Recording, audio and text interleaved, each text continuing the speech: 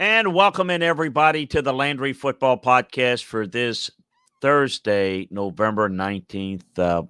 Man, what a year it's been, but what a fall it's been. Already the 19th of November, a week. Is that right? A week from Thanksgiving. Yet the season is kind of unfolding in a very unusual manner, but at least we've got football, and we're here to talk football with you. A few things on the docket today. I'm going to talk a little bit about the problems at LSU, some behind-the-scenes look at what's going on. We're going to break down kind of the latest in football. Have a couple of questions here. Reminder that if you've got any questions, follow us on Twitch. More about that in a second. On Twitch TV, send us your comments. We'll answer them during the show. But we're going to get in kind of the latest, kind of get the look at the got a couple questions on some coaching search issues in the processes, and certainly are going to get into the week of action. A reminder that, as I mentioned, if you're listening to this show via podcast, we appreciate it. We also want to invite you to check us out live on Twitch TV. Very simple. Go to LandryFootball.com, click follow Chris on Twitch, or go to twitch.tv/Chris Landry Football, and it'll take you right there. You can watch the show live.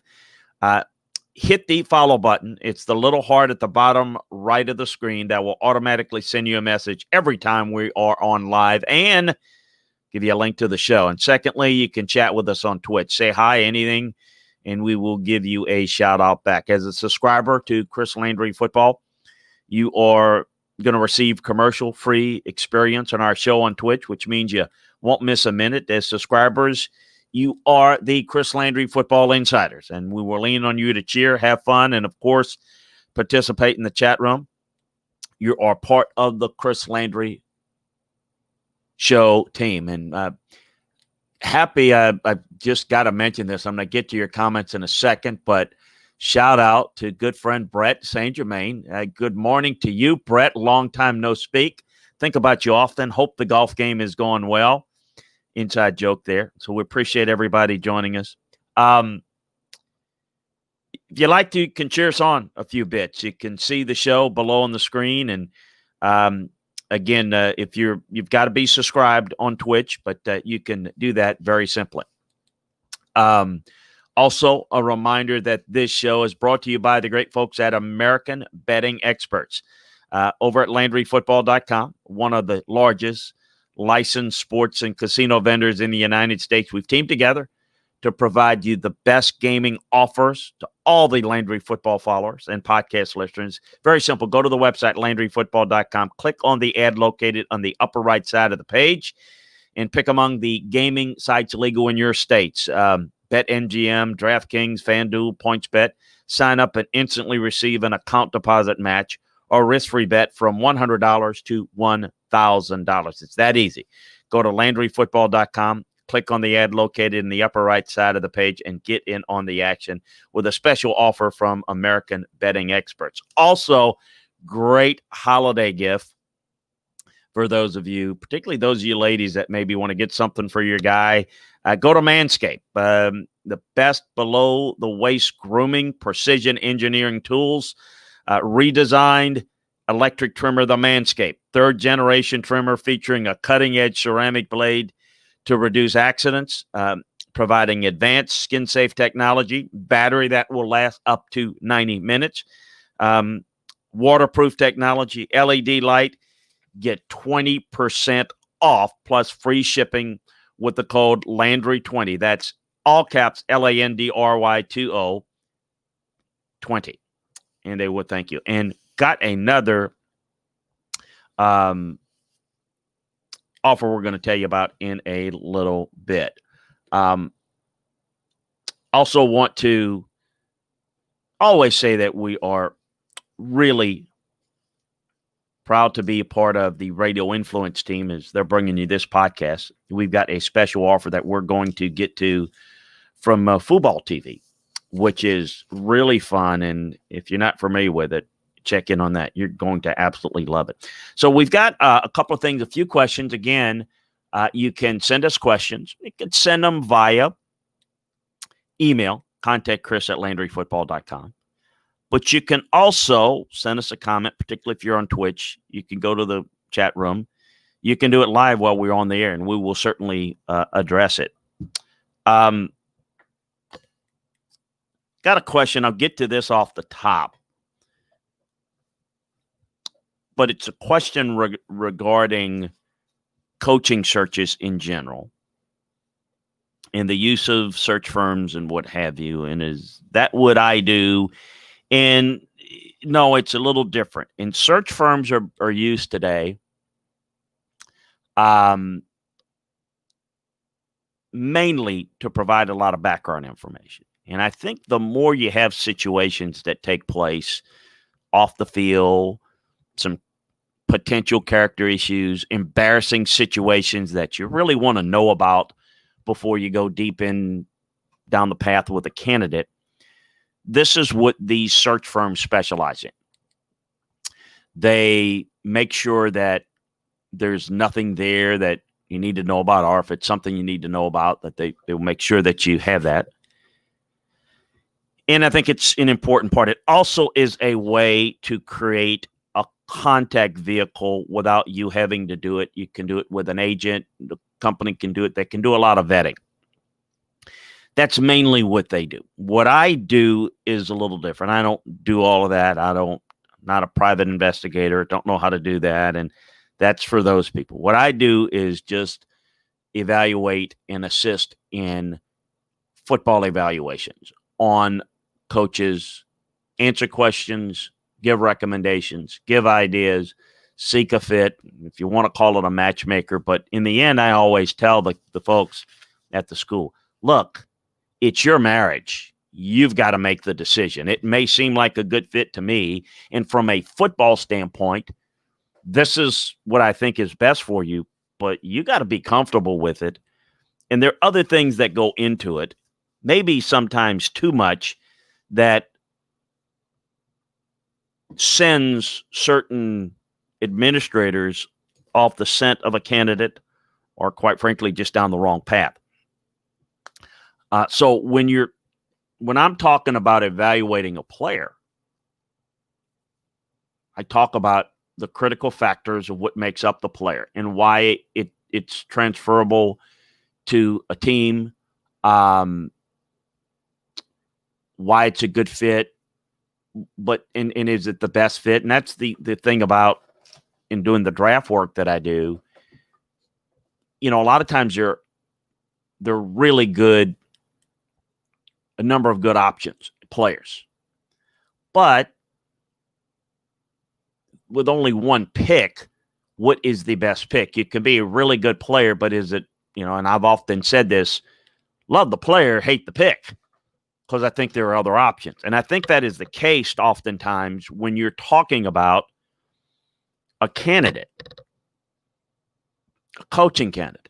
First of all, they have to be willing to come. And so this is where it's different than the draft, because you might want them. The timing may not be right for them. It may not even be anything to do with your school, your job. It's just maybe more, the timing may not be right. It may be family issues. It may be where it's, there are a lot of things. These are human beings that have real human life decisions. And of course, it's always, money is a huge, huge factor into it, of course. So you have to have somebody willing to come. You have to be comfortable with that guy. They have to be comfortable with what you have to offer, your facilities. They are evaluating you as well as you're evaluating them. Are they comfortable? Some people, the optics of spending a certain amount of money, they may not want to do that. They may not be in a position to do that. When Florida State got together with Mark Stoops, that interview didn't go very well. Why? Mark Stoops had been at Florida State under Jimbo Fisher.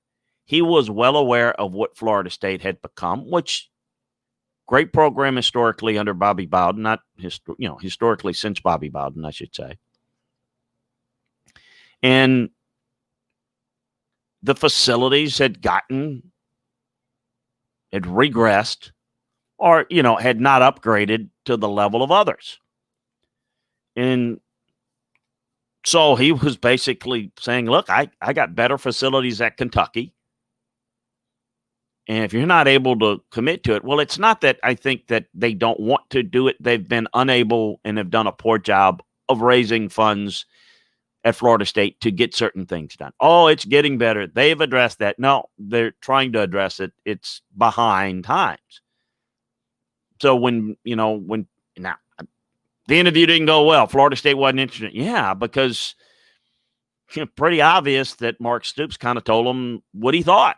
And I'm just giving one example. I'm not making this about a Florida State revisiting that coaching search, but kind of how that played out. It just didn't go well because he knew what needed to get done. He knew that in order to compete with Clemson, you got to do things similarly to Clemson. And, of course, a lot of Florida State fans get blowback. Oh, no, Jimbo won a championship with the facilities they had. That doesn't matter. You are clueless. Because you won under that environment, understand that everybody's ascending and getting better. If you're not rising with the times, and it is an arms race, if you're not rising with the times, you're going to get further and further behind. One host in Miami, really good guy, asked me, "What you mean we could do better than getting the Memphis coach?" I'm like, no, you can't.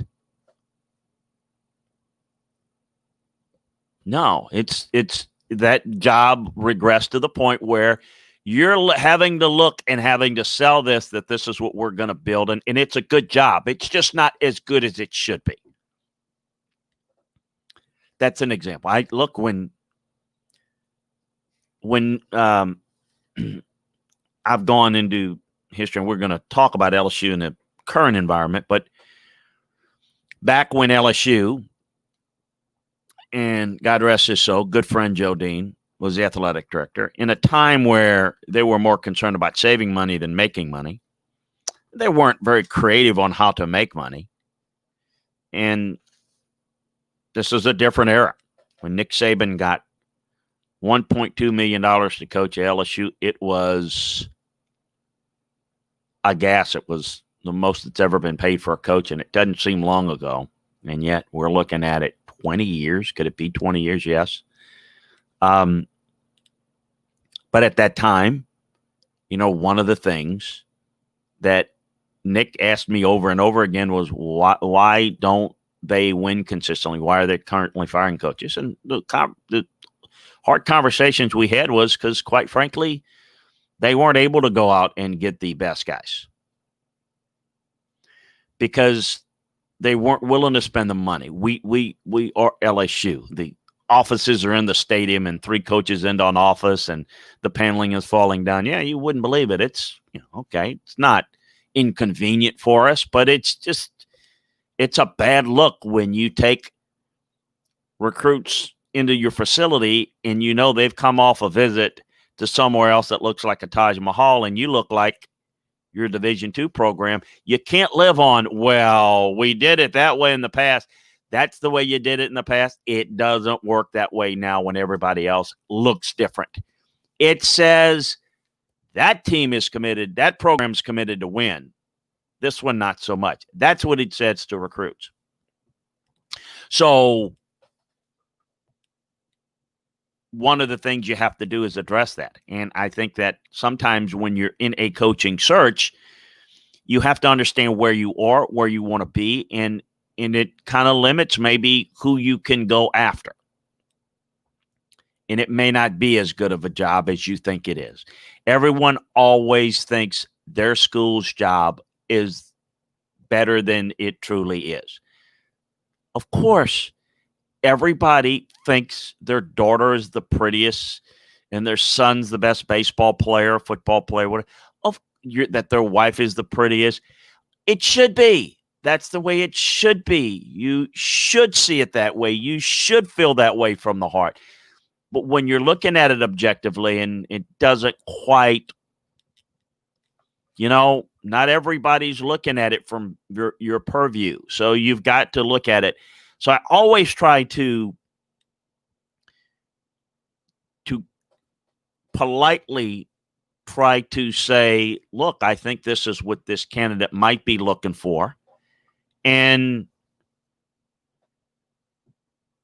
they should know whether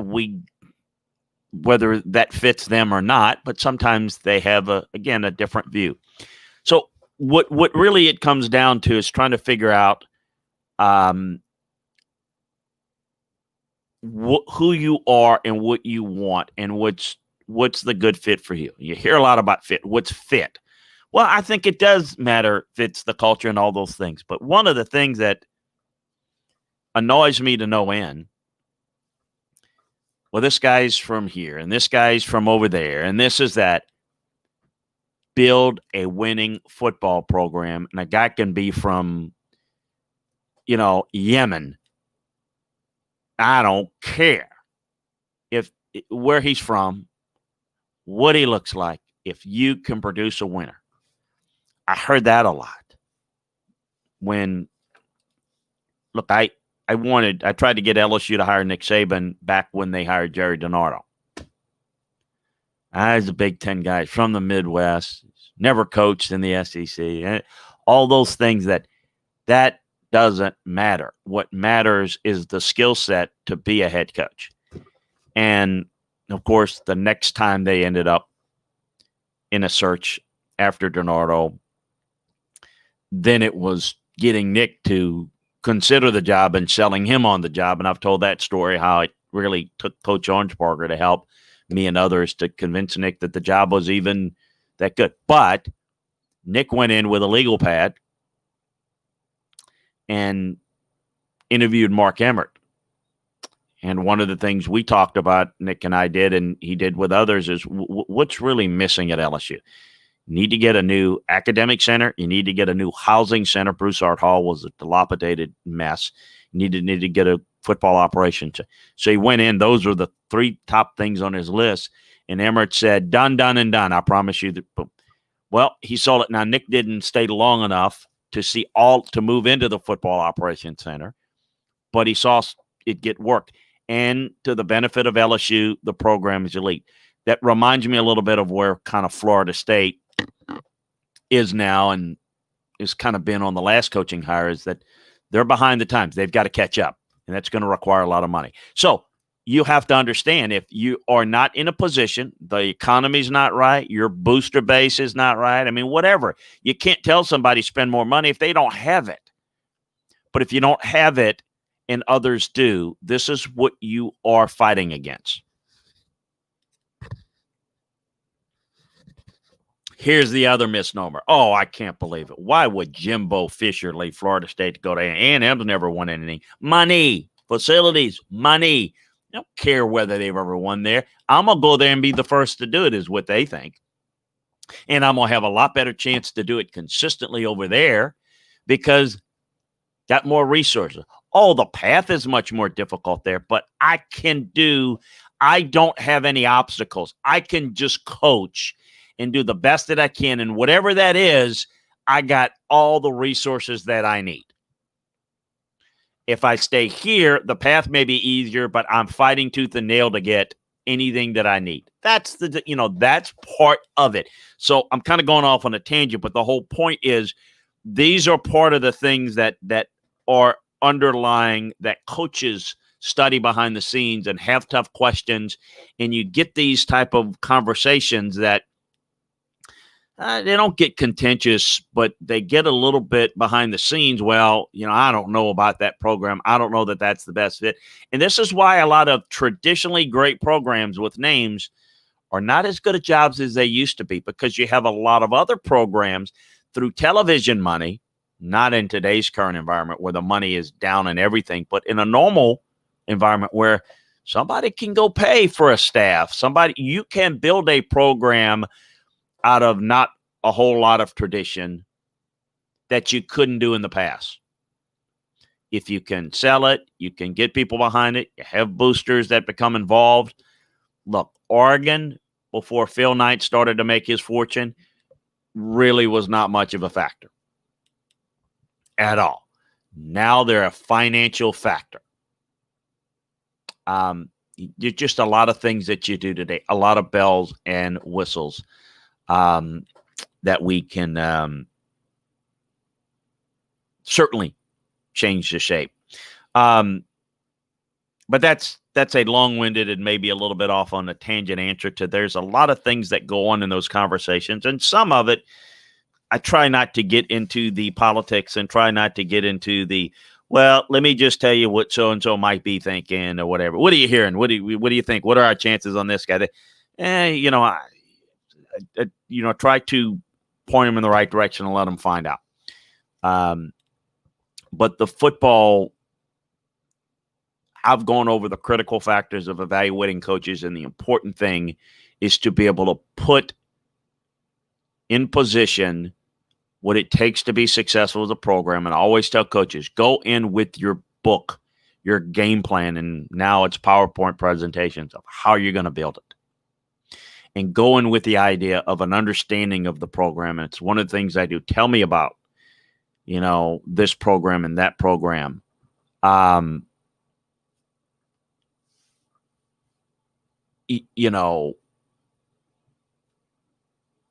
You have to look at every situation. You have to study it, and you have to be prepared to know what's going on, what has gone on, why things have worked, why they haven't worked. All right, I want to get into some thoughts on LSU. Let me get to some questions first. Here. Thank you, Spartan Barton, for your cheer there. Oh, gosh, there's a lot of talk about iPhones here. I'm going to pass on all that. Thanks, Jig's dad. Appreciate you. Let's see here. About iPhones here. My God. Hey, Chris, don't have to deal with the politics as far as schools go, particularly at Florida State, LSU, and Auburn. Don't have to deal with the politics. I'm not going to. There are politics everywhere. You have to deal with it. But understanding what the key factors are. Most of them want to win. Some people like to become more involved than they should be. It's not going to be, an ideal situation in every spot. You just got to work through that. But yeah, there are politics that are involved, but all politics are local, right? No question. Let me see here. Rock West says, contrarian thought, do Michigan, Texas, and the like have too much in the riches where it creates a soft, entitled mentality, sense of inevitability? Well, I think it does. I think in some places it has. I think you can look at every situation and, at Texas, it's different because at Texas, they are, how do I put this? Not snobbish. I just think that,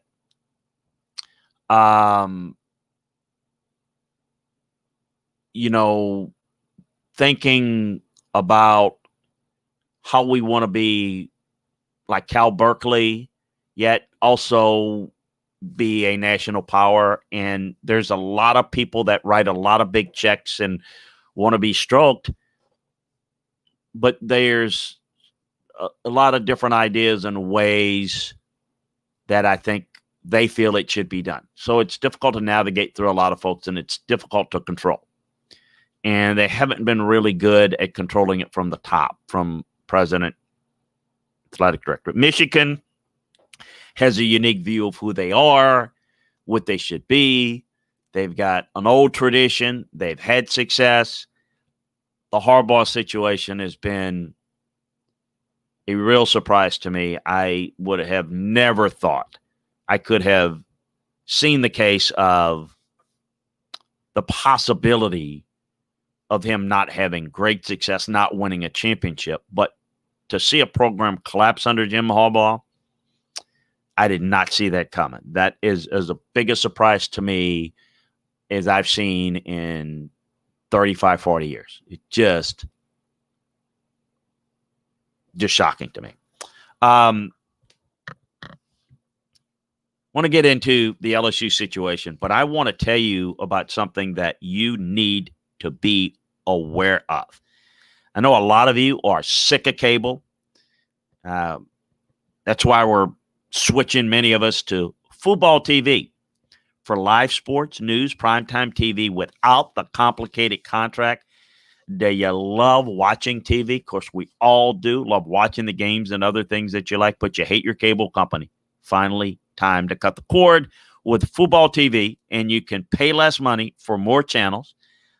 You're worried about missing out on live TV? Get the best of both worlds. With football TV, you can watch live and on demand with no bulky set-top box. The monthly cost of cable is now over $200 in some cases for all the package.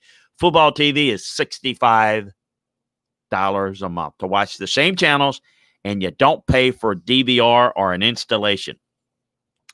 Football TV is how you should be watching TV. Get everything you want in one place for less than the cost of cable. Brings you over 100 channels, cloud DVR, no hidden fees. Stream your shows on TV or any other smart device. They have the major broadcast and cable networks, so you can find all of your favorites, including primetime TV and news. And with football TV, you never miss a game. They have the NFL, the NBA, Major League Baseball, NHL, Premier League, La Liga, college sports, and more. There's no risk to try it out. Get full access to football TV. That's FUBO, football TV, for a few days for free. And right now, Football T is offering our listeners the free trial and 50% off your first month by going to footballtv.com. That's FUBOTV.com/Landry. That's LANDRY, all caps. There are no contracts, and you can cancel anytime. Go to footballtv.com/Landry for 15% off your first month and a free trial. That's footballtv.com/Landry. So there was a USA Today article that came out about problems over at LSU that were pertaining to sexual assaults that have taken place at LSU over a period of time. It's a bad look, and we're going to let the investigators figure that out. And that's exactly what's going on right now. As speaking with a LSU administrator, a couple of them yesterday, one of them on the overall university side.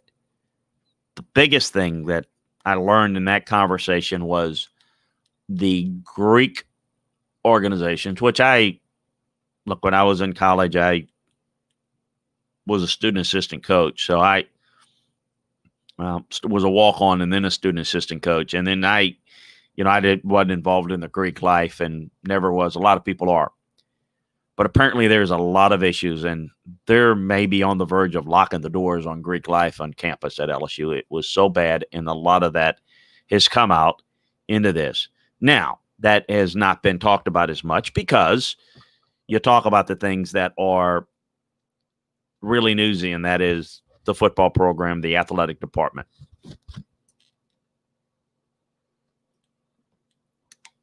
People are focusing on NCAA. The NCAA is not the biggest issue or hurdle right now. NCAA's been around looking into the Will Wade situation, which I have a hard time figuring out how he is still the basketball coach at LSU. He has been able to skirt things about as good as anybody I've seen in some time. But the NCAA's enforcement division, they're Bonnie Fife and Mayberry. I mean, they couldn't get the bullet out of the top shirt pocket into the gun to figure out where to even pull the trigger and get. It's just not. It's a lot of different problems there that has, from an enforcement standpoint, it's just not very good. But what we understand has happened over a period of time at LSU is there was a number of sexual assault claims by students on campus, some members of the female athletic fraternity that allegedly took place. And the issue now is centered around, and it, look, again, I can't tell you for certain what happened here or there. I will say this. I've learned a lot because I have no background in the criminal justice world. And I don't have any background in the social, I don't know what's the right word, social deviant world. I think the thing that's best understood is that with sexual assault, what I have learned is there's obviously through the investigation, it's apparently very, very difficult for the ladies, women that have to deal with.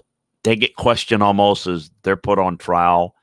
And a lot of them feel shamed, guilty. And I've learned this from people that are in that industry. And so a lot of times they don't go through with the claim. And, the issue of whether it happened or not needs to be determined by people that will study the facts, look at it, and then take it to trial if that's where it's going to go. And I'm going to leave that to those that are skilled to do that. What I can say that's concerning mostly is the fact that there appears to be quite a bit of evidence that as this was reported, that it was not reported when it happened or reportedly happened. It was reported by the victim, but then it didn't go where it needed to go into the chain of command onto the LSU campus. That apparently did happen. Now, we'll let that investigation determine that. LSU is hired, and they had to do this for transparency. LSU's hired an outside investigator, actually the same one that Stephen Ross hired with the Dolphins to determine that whole bullying incident with Coach Jim Turner and Richie Incognito and all that group. This is going to cost a good bit of money, probably about $500,000. A legal team out of New York that will come in and will investigate it and will unearth, interview everyone, and they're going to be required to cooperate. And that will make some determinations of where they go. That will be an expensive. What's going to come out of that is they're going to change policies and so on and so forth. And we didn't handle ABC well. We need to do this and XYZ going forward. That's kind of the way that works. The biggest concern that I would have for anybody that would be involved in potentially not reporting incidences is a crime. It is, you are required by law to report that. And so you've got Title IX issues, you've got a federal investigation that if it could be really devastating. Now, it's going to take a while. It's going to take until, I don't know. It will take until the spring, probably the summer of next year before they're uncovering all of that. Maybe longer. But there is some evidence, apparently, according to the investigative report, that a female tennis player was assaulted by former LSU player Drake Davis, and that Drake Davis admitted to it to an athletic administrator in April of 2018, yet it wasn't reported to the authorities until August of 2018 when another administrator got wind of it, and then they reported it. Now, what does this all mean? Well, anybody from an administrative standpoint that did not handle this correctly will have to be dealt with. What does that mean? Look, I mean, that could be criminal charges. It could be, issues on that will need to be dealt with. Who knew what? When did they know it? They don't know that. No one knows it. But there's some things that I think need to be brought out that I can say firsthand. So there's a pattern. There have been as many as 9 players from the Les Miles, Ed Orgeron era that were accused of some form of sexual assault of some degree. And we've not had anything that's gotten seriously handled. One of the players that had a lot of trouble was Darius Geis. Darius Geis came from a very rough background and a very tough background. I think well documented. When players go through the process and go through the draft process, and I think those of you now know my background as an NFL scout. Yeah, there are things we hear as a scout. You hear it, doesn't mean it's true, and I'm not an investigative reporter, but I do have to keep my eyes and ears out on things that I hear to run it through the proper channels and make sure that it's vetted. But just so people understand how the investigative world works in terms of the NFL, not in the media world.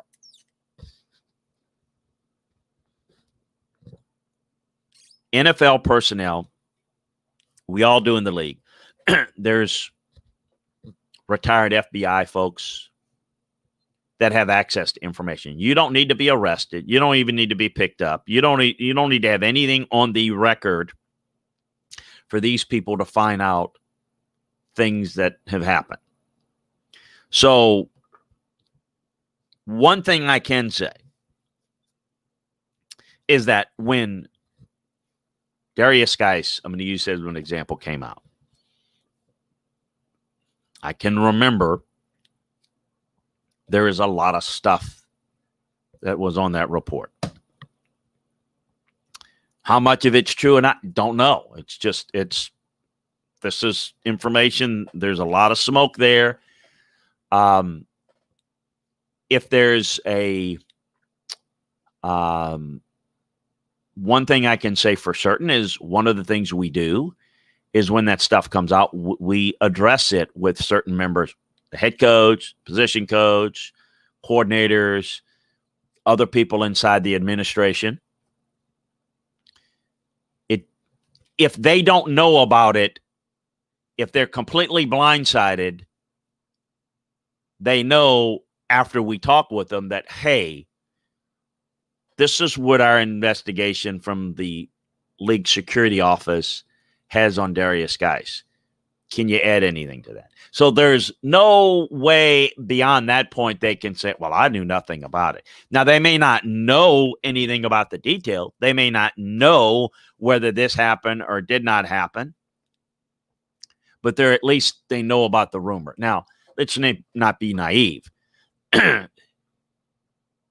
If I'm the first guy to tell them about something about their player, they're not doing a very good job leading their program. They don't know what's going on in their program. So that in and of itself is a bad look. But you can make the case of, well, the head coach sometimes is insulated from that.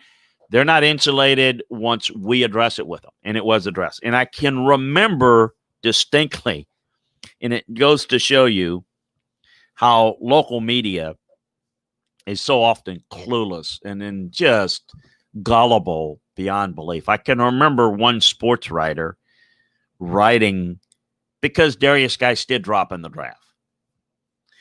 And I remember one sports writer distinctly writing how this guy dropped, that it was all rumors. Darius Guice never had any problem at LSU. Well, in the reporter's eyes, he never got arrested, never had any problems. He asked around, no problems. Fine. Again, didn't do enough homework, doesn't have enough sources. He didn't have the right information. What makes me think that the guy is lazy is he quoted some guy who does some local radio that is quote unquote self-proclaimed draft expert that knows nothing and has no connections, but quoted guys like that in his article that, oh yeah, this was rumors to make it. Guys, we know what the hell's going on in the league. We're the ones that have to be involved in spending millions of dollars in the league. We know what the hell's going on. Okay, so yeah, there are rumors that go on. Whether the rumors to what degree are true or not,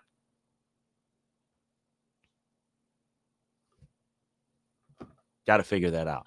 But hey, nothing's there. Lazy reporting. Hey, LSU says there's nothing. That's good for me.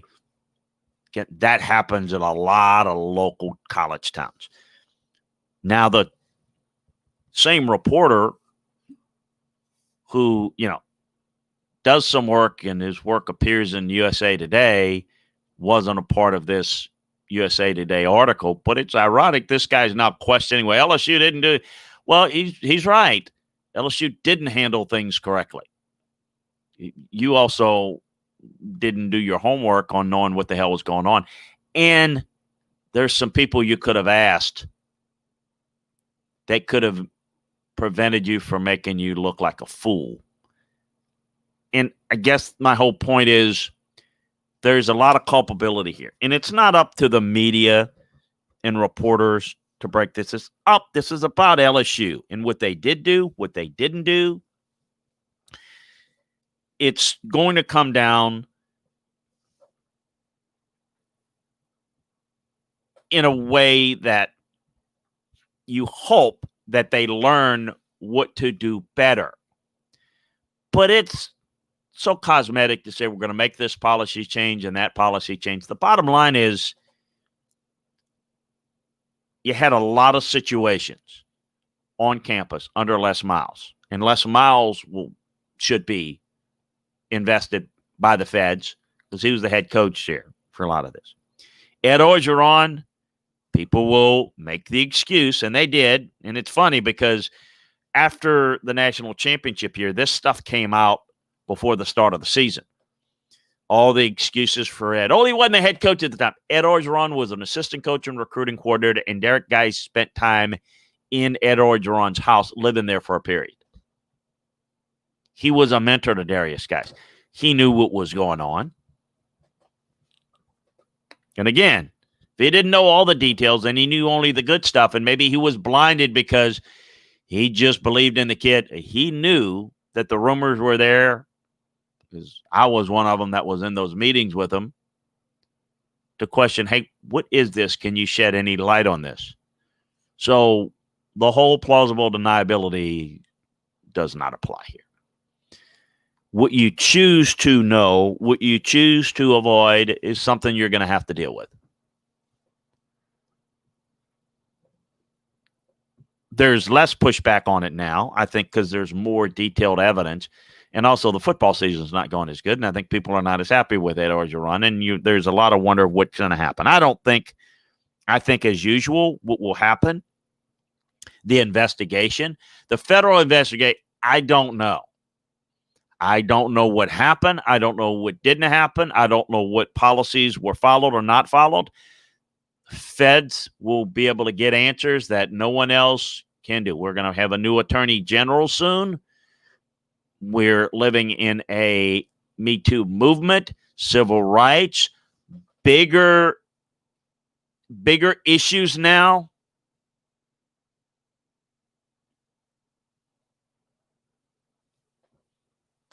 We'll see where this goes federally. I can't answer that.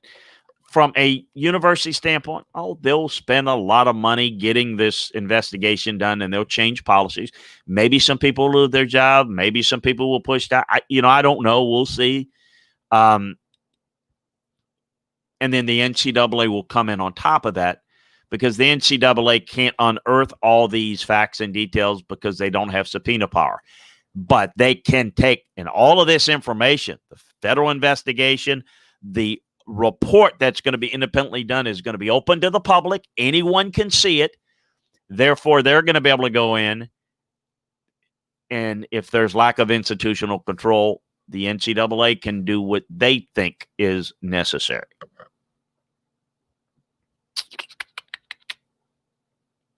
Going to be interesting. By the way, was told to not be surprised. The NCAA president, Mark Emmert,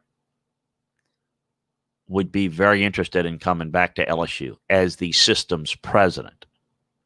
So that would be interesting.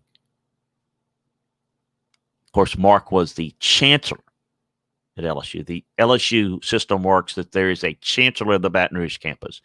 The system's president operates out of the campus, Baton Rouge campus, but they are over all of the Louisiana State University systems, LSU New Orleans, LSU Shreveport, medical school, law school. They're all at the very top. So keep that in mind. We'll see.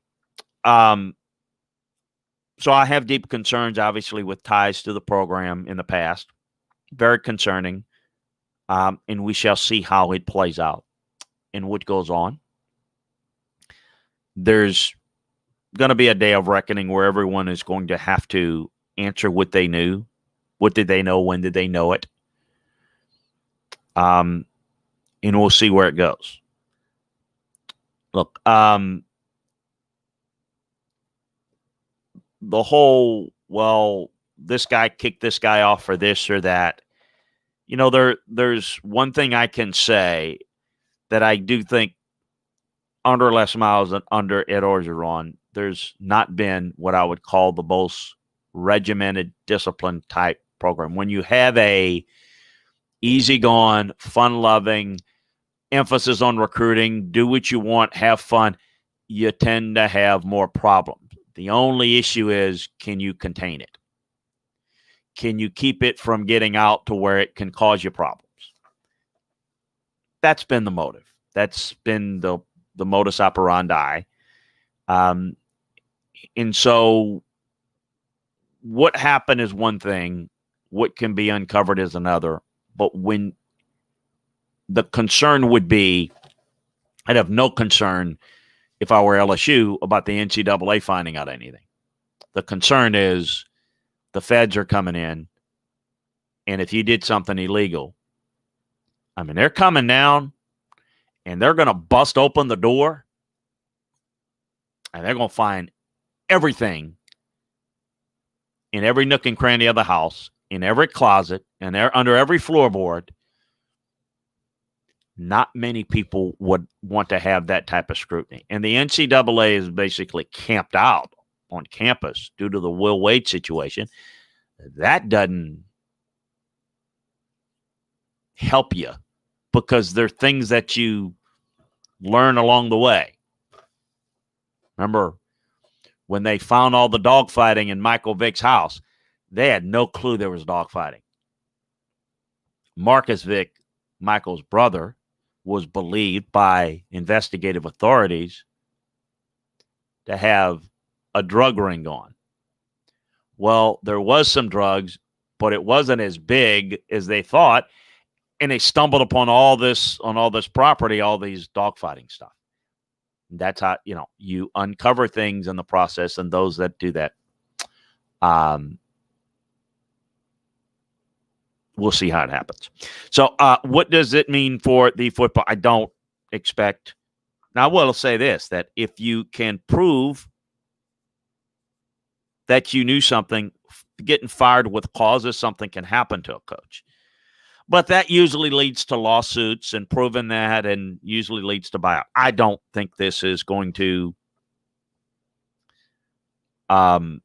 I think it's going to cause other people to lose their jobs. It will be a challenge. It's interesting to kind of watch and see how the rest of this season plays out. Now, Scott Woodard, the athletic director, who, by the way, I mentioned Mark Emmert. Mark Emmert's daughter and Scott Woodard's son are married, so they're in-laws. And people who don't know, Scott Woodard was kind of a right-hand man for Mark Emmert at the LSU days, and then went with them to Washington, and the rest is history. The son and the daughter of the respective met while they were both at LSU. Scott Woodard is longtime Baton Rouge native. I mean, a native of Baton Rouge, grew up there. Scott Woodard has got to get a hold of this. Yeah, he wasn't around when a lot of this took place, but he's been around there enough to have known some of this stuff, and nipping this in the bud and making sure that this doesn't fester, and maybe people that were involved in this make sure that there's close scrutiny, and how he handles that is going to be pivotal. You may not have known then, but now it's in your lap, and now it's about how you deal with it. Joe Oliva is going to get, former athletic director, is going to get investigated and interviewed. I guess interviewed is the right word, not investigated, interviewed to what he knew, when did he know it. It's going to be real interesting going forward. All right, get into, make sure, questions. Spartman, can you spell football TV? FUBO-TV. That is it. Football TV is where you want to go. Absolutely. It's not sports only. It's everything, as I said, all the news channels. It's really great. And Spartan Martin Chris, is there a referral link to all of your sponsors on the website? You know what, Spartan Martin, good question. And no, they changed quite a bit. You can see them on the website. You can see American betting outfits. I will get them up on there. That's a good idea. Spartan Martin said people will crucify Dan Mullen for Darth Vader costume, but defend Ed O on this. Well, I don't know. Some people, I don't know if they crucified him for the Darth Vader outfit. Maybe, that wasn't the Darth Vader outfit. It was kind of unusual timing after what happened. The issue was that he went out on the field, and certainly completely different, and no doubt. Would this cause LSU to lose a bowl game for multiple years? Rich Coat says, don't know. No, nothing's going to happen right now. Again, what is being investigated is not necessarily, we don't know what the findings are. The findings will take you to any penalties. The biggest would be the taking away of scholarships. Now, you've got to remember that LSU is currently under investigation with the Will Wade situation. Remember, LSU self-imposed scholarships. They've reduced some of them due to the incident with their booster, John Paul Foons, who's the chief fundraiser at the Our Lady of the Lake Children's Hospital that was funneling money to the LSU players. The NCAA hadn't weighed in on that yet. They haven't weighed in on Will Wade's situation yet, which is a mystery again to me. You've got that, and then you come into this, you start to have multiple issues. Yeah, it could be, multiple bowl games. Look, be a lot more than that. Could be a lot of scholarships taken away. There's a lot of things that could happen.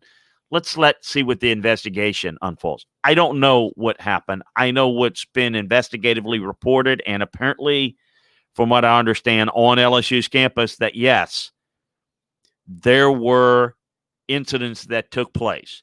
There's enough evidence with pictures that would suggest that the criminal acts took place and that it was not properly reported, or not reported at all, or not reported in a timely fashion, like 3 or 4 months went by. That much we know. And again, by law, all LSU employees are required to report anything regarding sexual misconduct to the Title IX group. Interim President Thomas Galligan has got a lot of work. This is, again, a bigger issue on campus. The football program is the one that people are more interested in, of course. No one is going to care out there in the public, other than a scant few, about whether the Greek fraternity stays or what. That probably, a lot of people would say, probably should get rid of that if they're not. But the football program, I think the fact that it's coming off of winning a national championship, this has put LSU in a spotlight because, they won the national championship. Oh, by the way, Grant Delpit, Jacob Phillips played in that championship game. They're accused of sexual misconduct. It looks bad. It's a bad look. And, there is no question that Ed Orgeron has had a history of, successful recruiting. And let's just say it's not all due to hard work. That's a big part of it. He loves recruiting. He works hard at it. But in his stops at Miami, at Syracuse, at Tennessee, at USC, there have been issues that have come up of recruiting violations. So does that mean that he is culpable in some situations? Does it mean he's in a cover-up? No. It just means that it certainly wouldn't be a surprise, and it wouldn't be, based upon his past history, anything that should surprise anyone.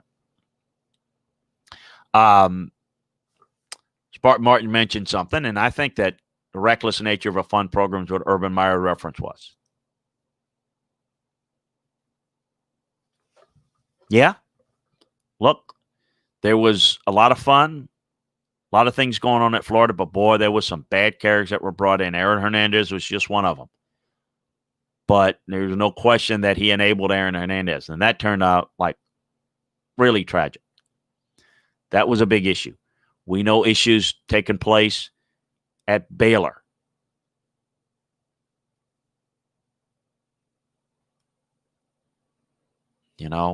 So who knows what can happen. Let's hope that the truth is uncovered and leave it at that. Hey, I know we're running short of time, and the guys from the In Defense of the Big 12 coming up quickly. Really curious to watch and see what this Indiana team, what type of effort. I know they'll give great effort. How close and how competitive can they be against Ohio State? Curious to see Cincinnati's defense against this Central Florida offense. Wisconsin, Northwestern, tons of fun. Curious to see if Oklahoma State, can they do something in a big game in Bedlam? Can USC get it done against Utah, or will they have some issues trying to fall behind? I don't know if they come back on Utah. That's going to be interesting. Over in the NFL, Arizona, Seattle, Thursday night. Tonight's going to be tons of fun. Tennessee, Baltimore, pivotal. Green Bay, Colts, pivotal. Rams, Tampa, Monday night. All things I'm looking forward to. And check out LandryFootball.com for all the film down breakdowns of all the college games, the pro games by conference. We'll do the entire league in the NFL. We'll focus on special games, grade the players, grade the teams. We got it all for you at less than $10 a month. Take advantage of the membership offer. Less than that if you take advantage of the year membership.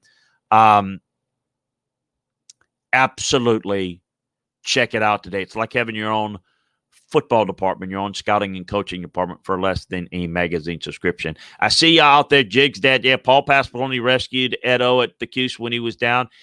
Learned a lot from Paul P. Remind me to tell you, story being your background, if you will remind me, Paul Pasqualoni tried to hire me as a recruiting coordinator at Syracuse back in the day. We're running out of time, but I will go ahead and tell you that story if you will remind me of that. Appreciate you joining us. Keep it here on the Chris Landry Twitch channel and join us over at LandryFootball.com. Thanks to the great folks at Radio Influence. Have a great day. Have a great weekend enjoying football, everybody. So long.